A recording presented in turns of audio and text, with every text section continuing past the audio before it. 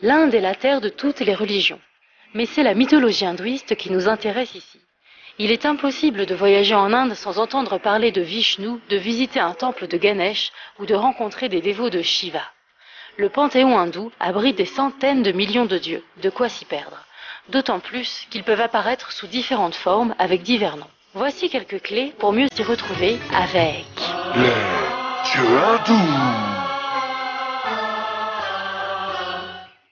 Brahma est le créateur.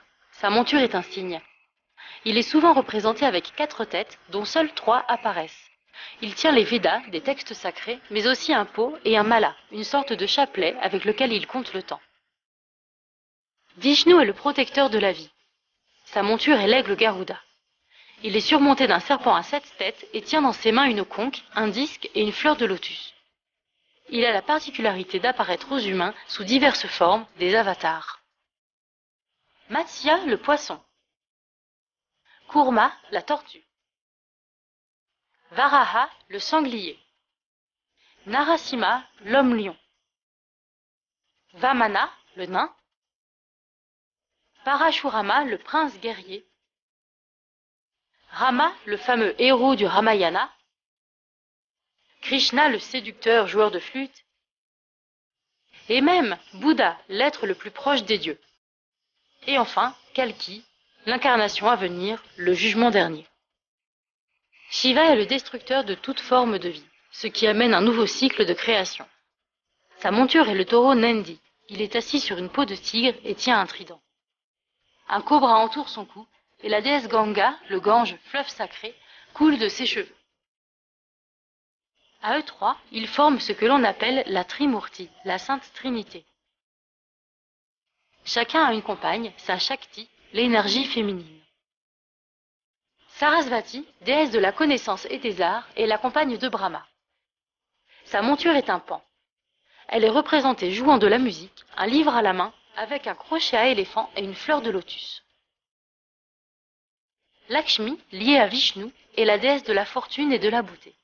Son animal est la chouette, mais elle est souvent entourée de 2 éléphants blancs, signe de chance. Elle porte une couronne, tient une fleur de lotus et de l'or coule d'une de ses 4 mains. Parvati est l'image même de la Shakti, l'énergie féminine. Elle apparaît souvent accompagnant Shiva et se manifeste sous diverses représentations, comme celle de Durga qui représente la guerre.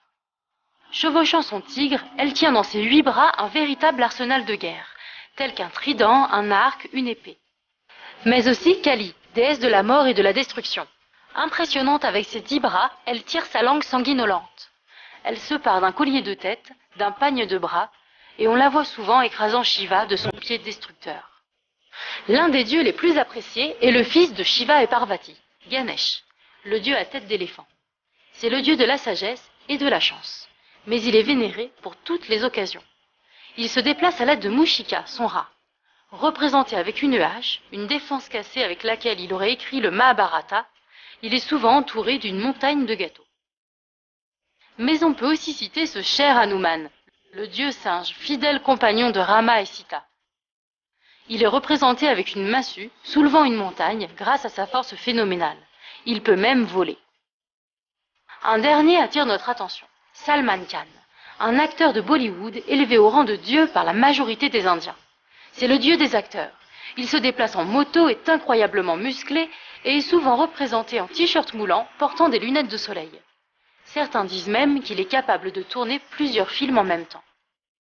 Mais bon, tout ça, ce n'est qu'une histoire de croyance, alors nous, on ne demande qu'à voir.